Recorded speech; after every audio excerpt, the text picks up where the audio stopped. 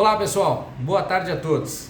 Estamos passando por aqui para falarmos um pouquinho sobre as desigualdades, mais diretamente sobre as desigualdades, do nosso produtor agrícola, do nosso produtor rural, frente aos produtores rurais dos países que são os nossos concorrentes, mais fortes quando o assunto é agronegócio.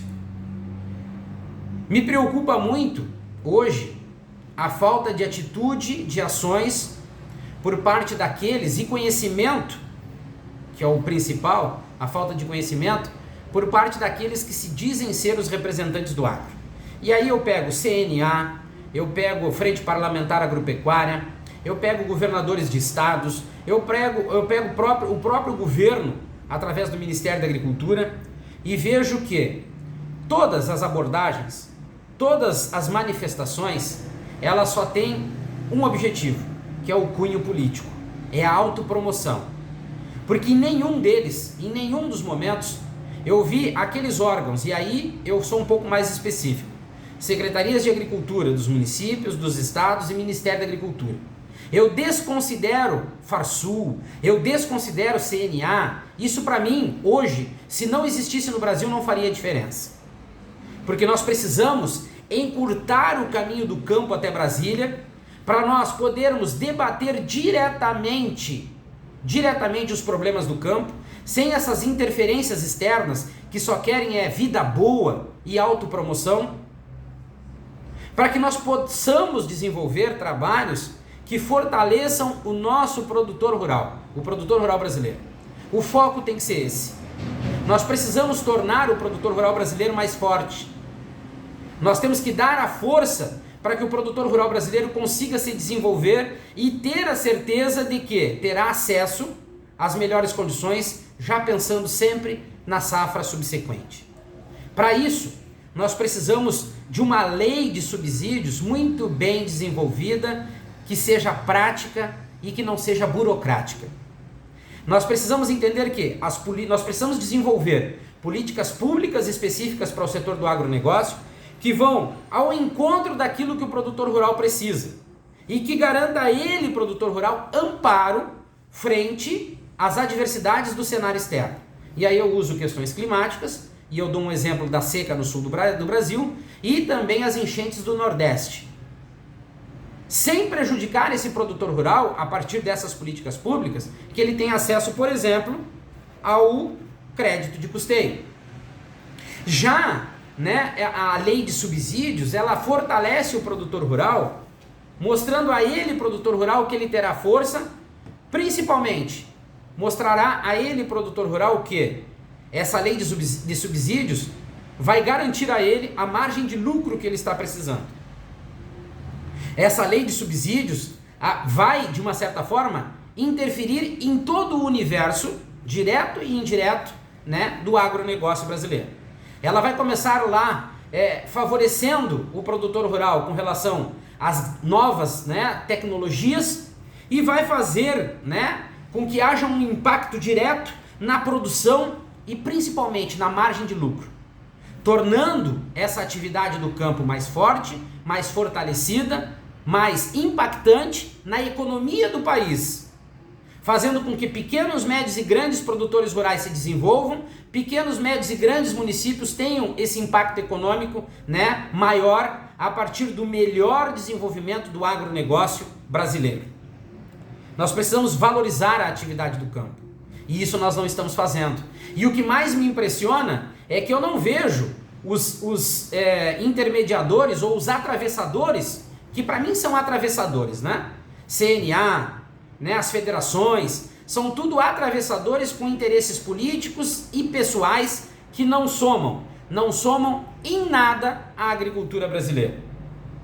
Se nós tivéssemos um país com uma lei de subsídios bem desenvolvidas, com políticas públicas, nós teríamos cursos à disposição, porque todo investimento que fosse feito não teria problema com relação o fornecimento financeiro necessário para desenvolver o campo, porque o comércio, a partir dos produtos com mais valores, iria compensar o investimento.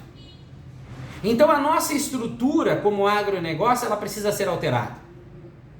Existem confederações e existem federações, maravilha, que se sustentem com as próprias pernas, que se sustentem sem sugar o homem do campo, que se sustentem sem sugar governo nenhum. Querem existir, querem ter um bom prédio, uma boa vida, uma boa assistência, se sustentem com as próprias mãos.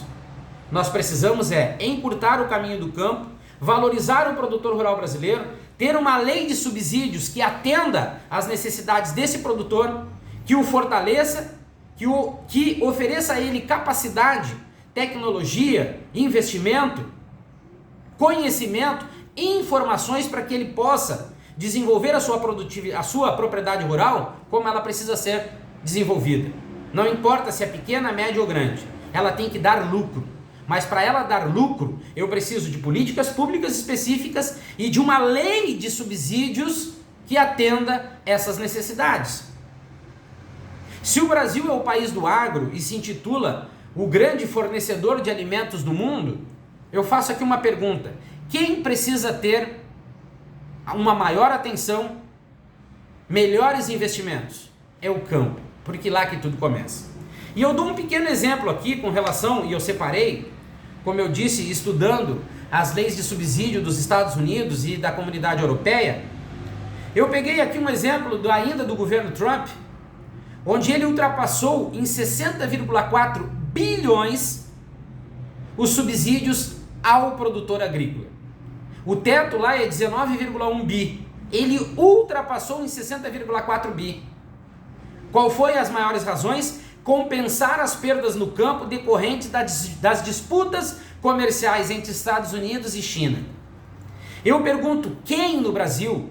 Eu estou perguntando para o presidente Bolsonaro, eu estou perguntando para Tereza Cristina, eu estou perguntando para a Frente Parlamentar Agropecuária, eu estou perguntando para esses deputados e senadores que se dizem representantes no campo, quem fez um estudo ou se preocupou com o produtor rural brasileiro, mediante as perdas comerciais que nós já tivemos, aos prejuízos causados nos campos, frente às perdas comerciais, frente, por exemplo, como eles colocam aqui, ao socorro contra os estragos que a pandemia causou. Quem apresentou propostas hoje claras? E vou um pouco mais longe. Quem trabalha de segunda a segunda em prol do campo, em prol do agronegócio? Quem respira e vive agronegócio brasileiro hoje? Quem conhece o cenário dentro da sua maior amplitude do agronegócio brasileiro e que trabalha em prol do agro sem política? Desafio qualquer um de vocês a me mostrar e a mostrar para todos nós alguém que trabalhe com esse pensamento, com essa visão e atitude. Compensar as perdas no campo. Resumido, quem que faz esse trabalho? Quem que se preocupa em oferecer mais subsídios? Porque se intitula, nós brasileiros e os governos gostam de inflar o peito para dizer o Brasil é o país do agro. Mas o Brasil é um país do agro que não se preocupa com o agro. Como eu disse, a grande compensação dos Estados Unidos, a grande informação ou a grande defesa para esse alto investimento com relação ao produtor agrícola foi que nas compras, os preços agrícolas elevados, é possível comprovar qualquer investimento. A partir da sua produtividade, da sua produção, do seu produto, do controle de custos, das condições comerciais favoráveis, eles justificam que qualquer investimento é plausível. Por quê? Os preços agrícolas são elevados. Aí eu pego a União Europeia, que busca, a partir das especializações das produções, alterar conforme os tipos climáticos. A União Europeia tem dentro dos seus artigos lá da PAC, uma observação que diz: especializações das produções que se alteram conforme os tipos climáticos. São duas situações. Produções que se alteram conforme os tipos climáticos. Onde existe no Brasil um programa nacional que fomente o desenvolvimento do agro conforme fatores climáticos, características climáticas, especificações culturais? Duas perguntas que eu faço. quem trabalhou, trabalha ou projetou algum trabalho baseado nisso. Compensar as perdas no campo frente a qualquer fator externo e desenvolver produções que se alteram conforme os tipos climáticos. Quem no Brasil faz isso? Quem no Brasil até hoje apresentou um trabalho assim? Sendo que o Brasil é o país do agro, mas é o Brasil também o país que não investe no produtor rural. Como vamos sustentar a necessidade de alimentos do mundo, como alguns gostam de falar, se nós não temos investimentos no campo? Como nós vamos ser o país do agro, o celeiro do mundo, se nós não apresentamos propostas claras para desenvolver o campo, o produtor rural?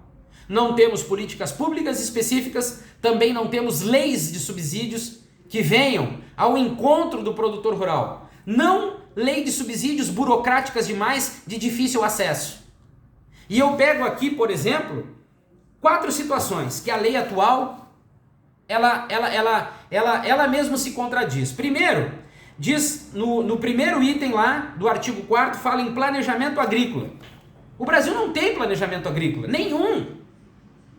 Porque exporta o que não produz, baseado na sazonalidade do mercado, e isso quer dizer, sazonalidade e planejamento são situações adversas. Fizemos uma exportação descontrolada, comprometendo o mercado interno, o abastecimento, e a partir disso eu tenho uma influência direta dos preços comercializados na exportação junto ao mercado interno. Nós temos uma exportação que tem uma realidade econômica X e um mercado interno que vive uma situação econômica X menos Y ao quadrado.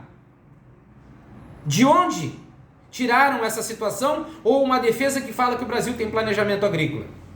Segundo, eu pego aqui o artigo, o 5º, o artigo 6º desse parágrafo, que fala sobre produção, comercialização, abastecimento e armazenamento. Nós não temos armazenamento regulador de estoque de alimentos no Brasil. Abastecimento do mercado interno ele é falho. A comercialização não vive um planejamento e a produção não é satisfatória para o que nós precisamos, visando o mercado interno e externo. Depois eu vou para o 11º, que fala sobre crédito rural. Crédito rural ele não é compensatório, ele não atende às necessidades e vive ameaçado, como nós estamos ameaçados para o próximo Plano Safra, por não ter a necessidade financeira que precisamos, porque o Brasil não vive planejamento para o agro. Não vive planejamento do agro. E o último, tributação e incentivos fiscais. A tributação no Brasil ela é esmagadora. Ela prejudica o produtor rural antes da porteira e prejudica o consumo e o aquecimento do mercado fora da porteira, porque ela incide sobre os insumos e sobre o produto. Então eu digo para vocês e faço o desafio. Qual órgão hoje, qual setor hoje, quem da frente parlamentar, quem do Ministério da Agricultura, qual foi o governo, enfim, qual foi a federação, a confederação, que fez um trabalho mútuo e focado para compensar as perdas no campo e para buscar especializações. Olha a palavra bonita, especializações das produções que se alteram conforme os tipos climáticos. É triste, é a realidade do Brasil, e mesmo assim ainda nós escutamos algumas arrogâncias querendo colocar o Brasil num patamar que ainda nós não vivemos. Mas nós podemos mudar essa situação a partir de pessoas dedicadas, pessoas que vivam o agro na sua maior intensidade, todos os dias da semana, que busquem alternativas, projetos, programas, desenvolvimento, inovação e investimento, mas que comecem a valorizar o produtor rural brasileiro. Se o Brasil se diz um país do agro, ele não está respeitando o produtor rural brasileiro. E é lá, no campo, que tudo começa. Certo, pessoal? Forte abraço a todos, fiquem com Deus e até o nosso próximo vídeo aqui no meu canal do YouTube.